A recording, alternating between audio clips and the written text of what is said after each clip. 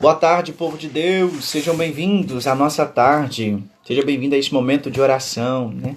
De rezarmos o texto da misericórdia e falarmos um pouco do Evangelho. O padre explicou antes, mas eu vou explicar de novo, né? Para aqueles que entraram depois, que enquanto eu estava rezando o texto, muita gente foi entrando, então talvez não entendeu, né? O que aconteceu. Então sejam bem-vindos, boa tarde a todos vocês. Deus abençoe a cada um de vocês. O que aconteceu? Que eu fiquei 2 dias sem estar fazendo a live. Quarta e quinta. Quarta-feira eu não consegui fazer a live, por quê? Porque meu celular estava descarregado. E eu não tinha como carregar, porque aqui na casa da minha mãe, onde eu estou nesse período, eles estão mexendo com a parte elétrica, os postes de eletricidade da rua. Então nós ficamos sem eletricidade, sem energia, né? Na quarta-feira. E por conta disso, meu celular estava descarregado, eu não consegui fazer a live. E consequência disso também, a casa ficou sem internet, né? Aqui em casa ficou sem internet por causa da falta de energia, né? Então não tinha internet, nem quarta e nem ontem. Então infelizmente eu não consegui fazer a live com vocês nem quarta e nem ontem. Mas hoje, graças a Deus, eles estão mexendo, mas não estão mexendo aqui embaixo. Estão mexendo na rua de cima e eles não desligaram, pelo menos aparentemente, a internet, né? Então vamos juntos fazer a nossa meditação do Evangelho do dia, tá bom? Então não fiquem. Quando acontecer alguma coisa assim, pode ter certeza que se eu não entrar para fazer a live com vocês, ou foi porque aconteceu algum problema com a internet, alguma coisa nesse sentido assim, né? Nada de grave, graças a Deus não. Geralmente, quando eu não entro para fazer a live, pode acontecer, quando acontecer, pode ser em relação à energia ou internet, algum problema nesse sentido, tá bom? Meus irmãos e minhas irmãs, vamos ao Evangelho do dia. Estamos seguindo uma sequência, né, do Evangelho de Marcos nessa semana e como eu disse para vocês, a partir da segunda-feira nós começamos a ver de novo o Evangelho de Mateus. Hoje nós estamos na sexta-feira, né? Hoje é dia de São Bonifácio, que é bispo e mártir, um grande santo da igreja, mártir, que deu a vida, né, pela evangelização dos povos germânicos, ou conhecidos por nós como os alemães, né? A Alemanha. Nós estamos na 9ª semana do tempo comum. E o evangelho de hoje, vamos lá. O Senhor esteja convosco, Ele está no meio de nós. Proclamação do Evangelho de Jesus Cristo segundo Marcos. Glória a vós, Senhor. Evangelho de São Marcos, capítulo 12, versículo 35 a 37. Vamos lá. Naquele tempo, Jesus ensinava no templo, dizendo: Como é que os mestres da lei dizem que o Messias é filho de Davi? O próprio Davi, movido pelo Espírito Santo, falou: Disse o Senhor ao meu Senhor: Senta-te à minha direita, até que eu ponha teus inimigos debaixo dos teus pés. Portanto, o próprio Davi chama o Messias de Senhor. Como é que ele pode então ser seu filho? E uma grande multidão o escutava com prazer. Palavra da salvação. Glória a vós, Senhor. Que a palavra do Santo Evangelho perdoe os nossos pecados, em nome do Pai, do Filho e do Espírito Santo. Amém. Meus irmãos e minhas irmãs, esse evangelho é um evangelho, né? São uma perícope pequena, né, 35 a 37, 3 versículos mais ou menos. E esses 3 versículos têm dentro de um contexto, né? Jesus, vocês viram o evangelho de ontem, tem seguido essa semana. O evangelho de ontem, Jesus estava conversando com um escriba, né? E falou com ele, né? Olha, é sobre aquela questão do amar a Deus sobre todas as coisas, amar o próximo com a si mesmo e tal. Depois de terminar esse discurso, nessa conversa com aquele homem, Jesus dirige-se por quê? Ensinando, né? Jesus está lá ensinando no templo, uma grande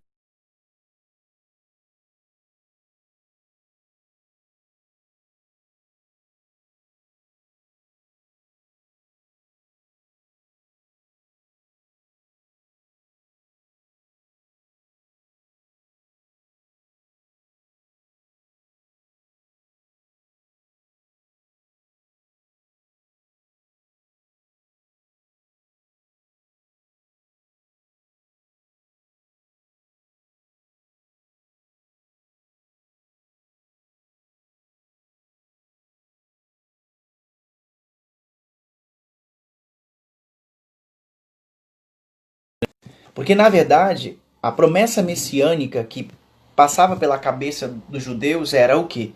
O que era a ideia messiânica que eles tinham? O Messias, ele viria para fazer o quê? Para reunificar Israel.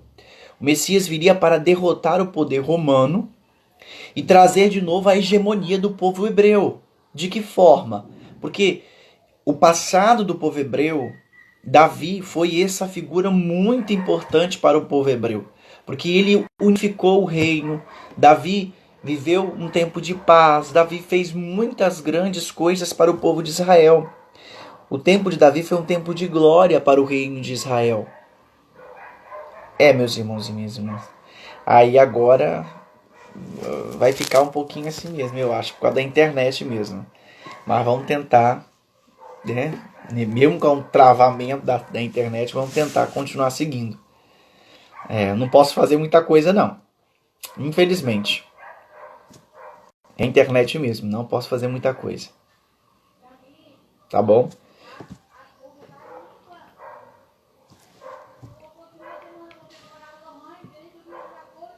Então olha só.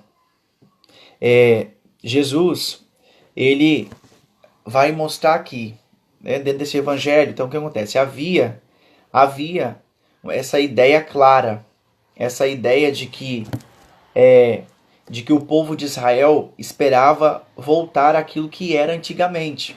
O povo de Israel esperava que o filho de Davi viria para reunificar o povo e fazer a hegemonia que eles tinham no passado. Tanto é que nós cantamos isso na Semana Santa, né? No Domingo de Ramos, nós falamos disso. Porque até tem a música que diz: eles queriam um grande rei que fosse forte, dominador, e por isso não creram nele e mataram o Salvador. Nós cantamos isso no Domingo de Ramos. Justamente por quê? Porque eles queriam que o Messias fosse aquilo que de fato eles esperavam. Só que o Antigo Testamento não mente quando diz que o Messias viria da casa de Davi, que ele traria a paz para Israel, que ele unificaria os povos, que ele faria tudo isso. Mas Jesus fez tudo isso, mas de uma outra forma que eles não entendiam. Eles não entendiam isso, porque eles achavam que deveria ser na força bruta, ou seja, na guerra, na política, ou seja, na economia. Ele mudaria tudo, ele assumiria o trono de Davi novamente, expulsaria os romanos e voltaria a ter aquilo que era a hegemonia do povo hebreu. Só que Jesus não veio para isso.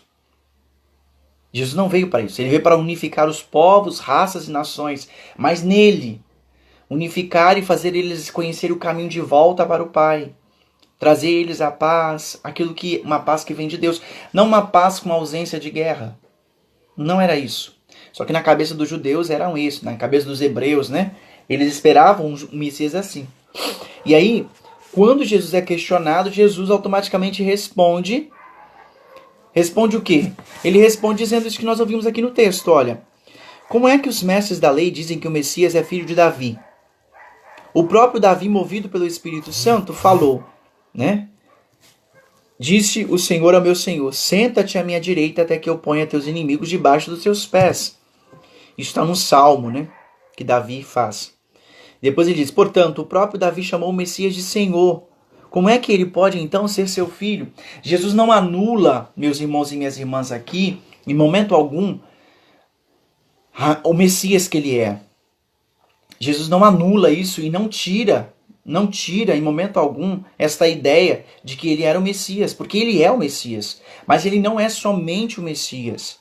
Ele não é somente um filho de Davi que sentaria ao trono para governar em Israel. Ele é muito mais do que simplesmente o filho de Davi. Porque, como eu disse, a promessa falava que o Messias viria da casa de Davi. O povo hebreu esperava isso. E ao esperar isso, só que eles esperavam não o Messias que viesse como Jesus veio. Eles esperavam um Messias que viria para dar de novo a Israel a hegemonia, o poder de novo, que sentaria ao trono de novo. E isso não é o que Jesus vai fazer. Então, isso para eles é meio que contraditório, né? Porque a promessa fala uma coisa e Jesus fala que é o Messias, mas ele é muito mais do que o Messias. Só que eles não entenderam isso. E é por isso que Jesus fala, olha, como é que vocês podem dizer que eu sou o filho, que o Messias é filho de Davi, se o próprio Davi falou senta, que o meu Senhor disse ao meu Senhor, senta-te à direita de Deus. Então, ou seja, Davi deu verdade, deu testemunho de que Jesus, que o Messias, era muito mais do que simplesmente um filho de um homem. Porque Jesus é Deus. E isso era inconcebível na cabeça daquele povo. Eles não entenderam isso. Era inconcebível. Inconcebível em que sentido? Que ele não poderia ser Deus. Peraí, ele é Deus? Sendo Deus, então ele é muito mais do que simplesmente o Messias. Muito mais do que um filho de um ser humano. Até mesmo porque, né, Jesus nasceu de condição humana, mas quem era da descendência de Davi era José. E como nós sabemos, Jesus não nasceu de José. Jesus era Deus. Assumiu a nossa condição humana, foi totalmente humano, mas no útero de uma mulher, como nós nascemos, se fez carne, habitou no meio de nós, mas ele não deixou de ser Deus. Ele era 100% Deus, 100% homem. E é o mais perfeito homem e é o 100% Deus. Então ele é muito mais do que o filho de Davi. Tanto é que quando nós fazemos a reflexão da época do Natal, quando fala-se que Jesus é o filho de Davi, três vezes Jesus é filho de Davi, porque ele é muito mais do que filho de Davi. Ele descende da casa de Davi, ele tem autoridade para sentar no trono de Davi e para reorganizar Israel e para fazer aquilo que a promessa dizia. Mas Jesus faz de uma outra forma, e isso é difícil para os hebreus entenderem, para os judeus entenderem. E é por isso que Jesus argumenta com eles, olha, é como se Jesus estivesse dizendo assim, eu não sou simplesmente o filho de Davi.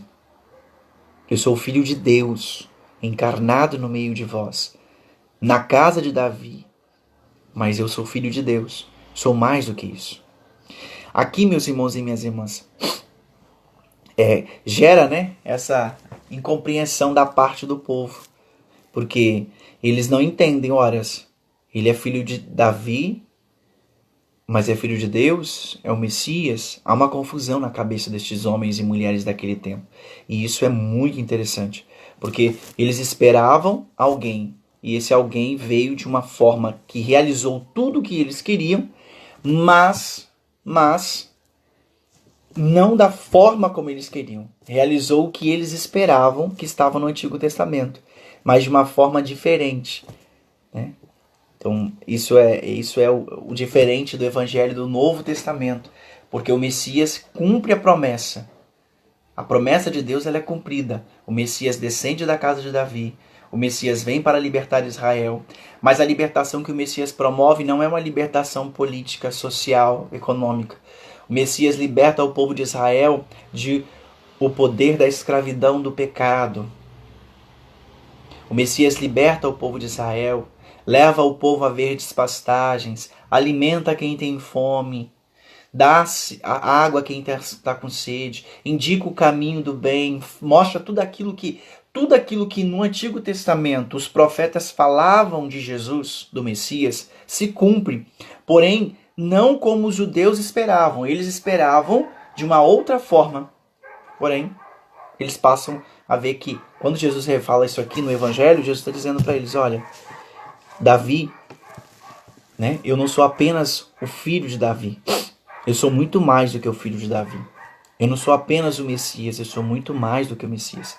Porque eu sou o ungido de Deus, eu sou o próprio Filho de Deus, encarnado no meio de nós. Aqui nós poderíamos trazer uma reflexão para a nossa vida. Aqui poderia se pensar assim. Isso aí. A gente espera muito. Na verdade, Priscila, a gente espera muito. Só que quando Jesus faz, ele faz sempre diferente. Não é do jeito que a gente espera, né? Mas assim, a gente podia fazer uma reflexão aqui dentro de um contexto assim, né, deste evangelho. As interpretações equivocadas da palavra de Deus. Nós poderíamos parar hoje para meditar sobre isso, né? Porque o povo lia, né? Porque olha aqui, Jesus ainda fala, olha, como é que os mestres da lei, ou seja, os homens que conheciam as Sagradas Escrituras, conheciam o que? A Torá, a lei do Antigo Testamento. Então Jesus, como esses homens faziam interpretações erradas da palavra de Deus. E isso se sucede até hoje, né? Até hoje há equívocos nas interpretações da palavra de Deus. Aqui eu também poderia abrir até um leque, porque nós somos católicos, estamos aqui, né? Eu sou padre, vocês católicos, participantes, né, de igreja, de comunidade, sabem o que eu vou falar aqui. A nossa igreja católica, durante muitos anos, foi acusada e é acusada até hoje por muitas pessoas que não são católicas, que nós escondemos a Bíblia, que nós não permitimos as pessoas lerem a Bíblia, mas isso é só estudar um pouquinho os documentos da igreja e na história um pouquinho, que você vai ver que a igreja nunca proibiu a leitura da Bíblia. Primeiro porque quem é que tinha conhecimento de leitura ou de alguma coisa na história? Durante muitos anos na história, quem é que tinha acesso à educação, né, ao ensino? Eram quem era rico. Pobres não tinham direito a saber ler e escrever. Eram minorias que sabiam disso. A Bíblia, compilada, bonitinha, do jeito que nós temos hoje, ela veio no Concílio de Trento, organizadinha desse jeito. De Trento para cá que nós temos uma palavra organizadíssima. Mas a Bíblia sempre esteve em poder da igreja. A igreja sempre teve a Bíblia no poder e a igreja nunca proibiu que se lesse a Bíblia. Pelo contrário, o que era o medo da igreja? E muitas vezes nós somos criticados por causa disso, né? Eu sei disso porque quando a gente estuda a gente vai aprendendo sobre isso. O nosso problema não era que as pessoas pudessem ler a Bíblia. O nosso problema era de fazer interpretações erradas da palavra de Deus. E isso é reservado ao magistério da igreja. Pode reparar que quando nós fazemos homilias, a homilia ela está embasada no mesmo fio condutor de todas as outras homilias. Eu posso trabalhar aqui, como eu já falei com vocês aqui, eu posso fazer uma homilia, trabalhar um aspecto daquele evangelho, ou da primeira leitura, ou da segunda leitura. O outro padre lá pode fazer uma homilia abordando um outro aspecto, mas a nossa base é a mesma. Porque essa é a unidade nossa na Igreja Católica. Porque eu não fujo à realidade pregada e revelada a nós pelo magistério da Igreja. O magistério da Igreja já nos deu, por meio dos estudos, por meio dos documentos, por meio dos livros da Igreja, aquilo que é a base para nós falarmos sobre essas palavras, sobre, né, o Evangelho, sobre os estudos da Palavra de Deus. E o magistério nos dá até hoje. Então, assim, o medo da igreja não era que você lesse a palavra de Deus e descobrisse a verdade, como muitas pessoas falam por aí. Ah, a igreja católica tinha medo de deixar a Bíblia na mão dos fiéis, como até hoje os fiéis vão para a igreja e não levam a Bíblia, porque os evangélicos, né, os protestantes, eles levam a Bíblia para a igreja, mas os católicos não, porque a igreja tem medo dos católicos descobrirem a verdade, porque quando eles descobrirem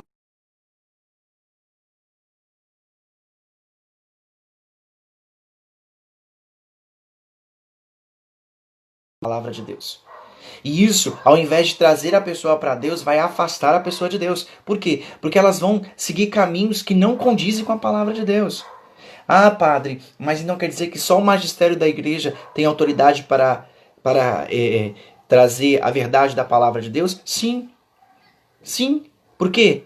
A quem foi confiada a palavra de Deus em primeiro momento? Ao magistério da igreja. Quem é esse magistério? Quem é esse magistério da igreja? Os bispos, os sucessores dos apóstolos. Eles guardam o depósito da fé. São eles que passam de geração em geração aquilo que nós conhecemos hoje. E assim, não é uma questão de bater de frente ou de questionar, mas às vezes eu me pergunto sobre isso, porque assim, muitos evangélicos, muitos protestantes, eles não têm noção da história. Porque se eles tivessem noção real da história, eles iam entender que se nós temos a Bíblia hoje, foi porque se você hoje tem a possibilidade de ler a Bíblia, se um protestante hoje tem a oportunidade de ler a Bíblia, não foi porque ela caiu do céu bonitinha nas mãos deles. Foi porque a Igreja Católica segurou e preservou essa palavra. Antes mesmo dela estar escrita, havia o depósito da fé, guardar aquilo que foi ensinado. Porque como eu já disse para vocês aqui nas homilias, nas nossas reflexões da tarde, a Bíblia não foi escrita no mesmo tempo que estava acontecendo as coisas. Não foi. A coisa aconteceu 1000 anos antes. E aí estava o Antigo Testamento, quando começou a ser escrito, meus irmãos e minhas irmãs, como o Antigo Testamento começou a ser escrito, já tinha acontecido coisas, há mais de 1000 anos, muito mais. Então, ou seja, não estava sendo escrito no mesmo tempo que estava acontecendo. O Novo Testamento a mesma coisa. A coisa não estava acontecendo e alguém estava lá escrevendo o que Jesus estava fazendo, não. Então, ou seja, isso tudo era guardado pelo depósito da fé. Foi guardado pelos apóstolos. E depois isso foi disseminando, isso foi sendo escrito, foi sendo avançado pela frente, foi sendo distribuído para o mundo. Então a igreja até hoje preserva esse depósito da fé. A igreja faz com que nós podemos conhecer a palavra de Deus de uma forma clara e melhor a partir daqueles que já estudaram e já levaram a nós o conhecimento. Eu vejo o magistério da igreja como a gente vê, na igreja a gente chama de sagrado magistério. Por quê? Porque o medo da igreja é que as pessoas peguem a palavra de Deus como acontecem hoje. Qual foi o problema? Qual foi o problema da Bíblia não estar não que a igreja nunca tinha incentivado, como eu disse, nunca a igreja. Se você pegar os documentos da igreja, tem os documentos falando sobre a Bíblia, que você vai ver lá que a igreja sempre incentivou o povo a ler a palavra de Deus. Mas isso o povo até hoje não aprendeu, não quer. Não tem esse contato e não quer aprender a palavra de Deus.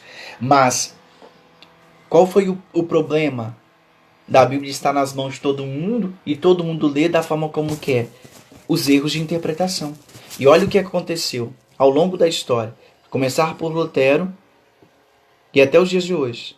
As interpretações erradas que são feitas da palavra de Deus. Por que fazem interpretações erradas? Porque não seguem a orientação dada pela própria igreja. A única igreja que tem o sagrado magistério. E que é apto para falar sobre isso. Sobre as doutrinas, sobre aquilo que contém a palavra de Deus. Então, ou seja, o problema é esse. A igreja nunca teve medo de dar a Bíblia na mão das pessoas. A igreja tinha medo era que as pessoas fizessem interpretações erradas, como acontece até hoje. Como até hoje acontece. Muitas pessoas fazem interpretações erradas. Por que existem várias igrejinhas em tudo quanto é lugar aí? Ah, porque é vontade de Deus. Que vontade de Deus? Como assim vontade de Deus? Que se abre igrejinhas em tudo quanto é lugar. Qualquer portinha de boteco que fecha, abre uma igreja. Aí a pessoa fala que teve uma revelação de Deus, e aí pega e bota lá, igreja do fulano de tal. Como assim? E aí a pessoa pega a palavra livremente, vai lá, faz uma pregação dizendo que aquilo dali é a verdade, que a palavra está dizendo isso. E aonde está dizendo que a palavra está dizendo isso? Quem é que te dá autorização para falar desta forma? Então nós temos que ter muito cuidado com isso. Por isso que esse evangelho de hoje nos alerta sobre isso. Nos alerta sobre essas interpretações equivocadas da palavra de Deus. Eu não estou aqui tacando pedras e dizendo assim que os protestantes não podem ler a palavra de Deus ou que nós não podemos ler a palavra. Pelo contrário, a gente tem que ler a palavra de Deus sim, todos os dias, meditar, fazer uma profunda meditação, rezar em cima da palavra e também estudar a palavra, porque há uma diferença. E nós não podemos esquecer que a igreja também nos ensina isso. Meditar a palavra de Deus, ou seja, fazer uma reflexão espiritual, um aprofundamento na palavra de Deus, de oração, é uma coisa. Estudar a palavra é outra. E aí você vai recorrer o quê? À teologia, aos teólogos, né? Ao magistério da igreja, aos documentos. Aí você vai estudar a palavra de Deus. Isso aí. É uma diferença. E que nós católicos temos que aprender. Nós cristãos precisamos aprender isso mais do que nunca. Ler a palavra de Deus. Ter os seus momentos de espiritualidade, onde você vai meditar a palavra de Deus, rezar em cima daquela palavra, escutar a Deus. Agora, quando você vai estudar a palavra, aí você vai pegar livros, documentos, você vai pegar o catecismo, você vai pegar o magistério da igreja, e aí você vai começar a desmiuçar aquele texto. Para poder o quê? Se aprofundar no estudo da palavra de Deus. Aí é diferente. E isso, meus irmãos e minhas irmãs, é o que nós cristãos devemos fazer sempre. A igreja sempre nos impulsionou a fazer isso. Se você pegar os documentos da igreja, todos que falam sobre a palavra de Deus, a igreja sempre incentivou o povo a ler a palavra de Deus. fazer meditações, a estudar, a aprofundar no estudo bíblico. A igreja sempre fez isso. Só que a igreja tem um receio. É que você pegue e saia falando besteira por aí. Então, para isso, nós temos o magistério que nos orienta, que tem os seus documentos, que nos orienta. Por exemplo, nós temos, né, Verbum Domini, que é a palavra de Deus, falando sobre a palavra de Deus. Tem a Divinus Flant Spiritus, que fala também da inspiração do o Espírito que inspirou a palavra de Deus. Nós temos a Dei Verbum, que é a palavra de Deus, né? O Dei Verbum é a palavra de Deus. Verbum Domini, o Senhor, Verbum Domini, o Senhor, a palavra do Senhor, né? Tudo isso nos ajuda a entender e estudar a palavra de Deus. Isso foi feito por quem? Pelo magistério da igreja. Nos dá direções a como estudar a palavra de Deus. Agora, quando você vai fazer uma pregação de grupo de oração, você vai fazer uma reflexão, seja ela num grupo da palavra ali, né, uma reflexão, vai visitar uma pessoa, vai pegar uma palavra, vai fazer uma meditação.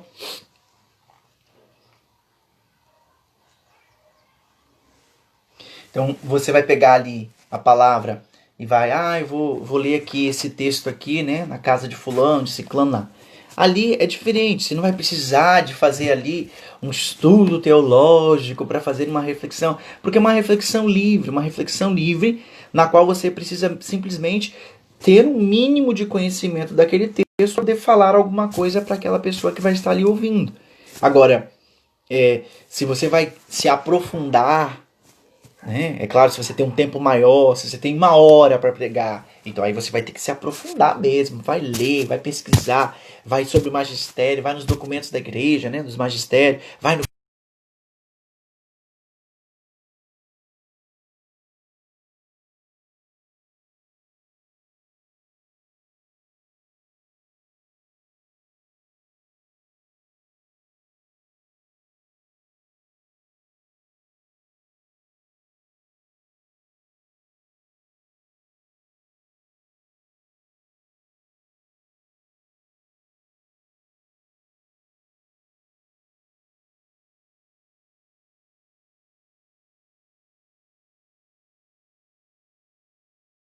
dependendo da religião.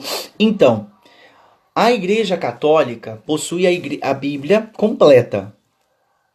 Isso é um dado que, deixa eu ver a hora aqui, isso é um dado que a gente precisa aprender na história.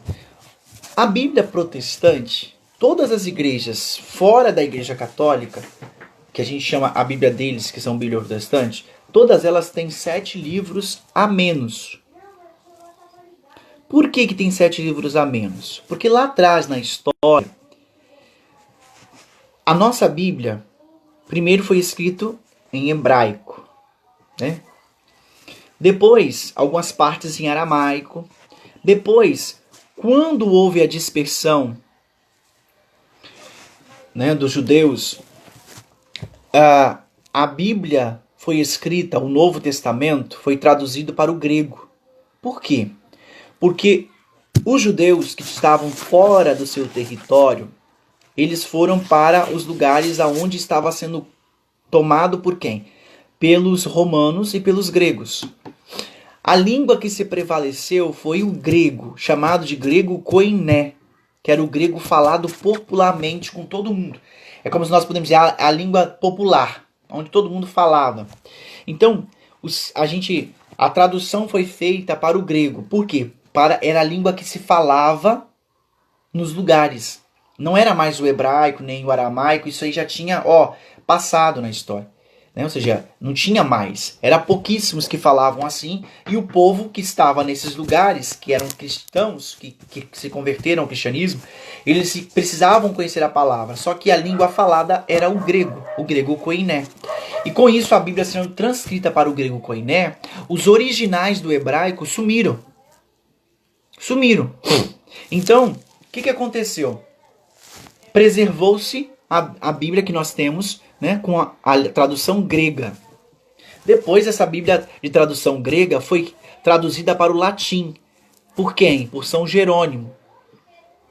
São Jerônimo vai, pega a Bíblia grega e traduz para o latim, que é a língua que nós, né, que deu origem à nossa língua hoje. Lutero, quando ele resolveu romper com a igreja, Lutero, né, que não foi só uma questão religiosa, também foi política.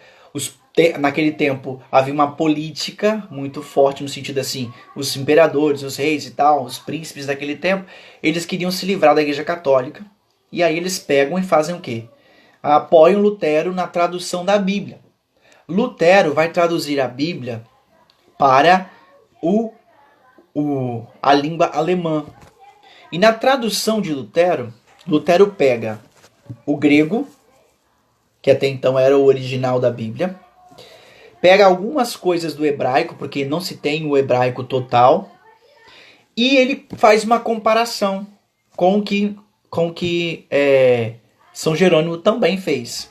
E o que ele faz? Ele tira da Bíblia, da tradução que ele faz, ele tira 7 livros escritos em grego. Esses livros, como ele não achou o original no grego, no hebraico, o que ele faz? Ele fala que esses livros não são verdadeiros. E eles tiram da Bíblia. E a partir daí, todas as igrejas protestantes, né, todas aquelas que surgiram a partir da separação da Igreja Católica, né, com a Igreja Luterana, vão usar a tradução vinda de Lutero. Que depois, no Brasil, no mundo, boa parte vão usar a tal da tradução de Ferreira Almeida, que tem a origem na tradução de Lutero. 7 livros. Esses 7 livros, que Lutero, na época, julgou ser livros a mais na Bíblia e que não eram verdadeiros, que não eram legítimos, Lutero, né, naquele tempo, não viu os originais e, por conta disso, as protestantes, todas elas ficaram com 7 livros a menos. E nós, ao longo da história, fomos acusados de inventar livros, de acrescentar livros na palavra de Deus. Só que com o tempo foi passando, a igreja nunca se abalou por causa disso, porque a gente tinha plena consciência dessa história, que a Bíblia tinha sido escrita no grego koiné, na tradução. Se os cristãos traduziram para o grego, então eles tinham acesso a esse original. Porém, esse original se perdeu. O que permaneceu foi a Bíblia da tradução grega.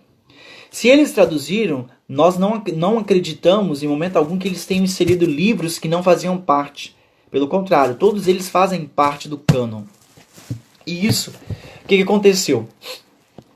Em 1947, 48, várias escavações que são feitas no mundo deu a conhecer o mundo. Você pode até procurar isso na internet. Teve uma escavação que aconteceu em Qumran, lá no Oriente Médio, e eles descobriram fragmentos dos textos que os protestantes não têm na sua Bíblia. E que Lutero falou ser livros que não eram verdadeiros. Pode jogar na internet. Existe uma escavação que foi feita em 1947, 48 mais ou menos. Foi os escritos de Qumran, que é uma cidade. Eles acharam fragmentos destes textos, alguns até grandes, né? Fragmentos pequenos, outros grandes, aonde nos revelam que aqueles textos que durante séculos de história fomos acusados de termos acrescentados à Bíblia, na verdade, durante toda a vida nós estávamos certos e os protestantes sempre estiveram errados. Porque esses escritos provam a existência do original em hebraico dos textos que nós temos em grego. Então, assim, por isso que essa é uma história, né, para a gente entender por que até hoje os protestantes usam a Bíblia como 7 livros a menos. Na verdade, eles estão faltando livros na Bíblia deles. Por quê? Por causa disso. Essa é a história.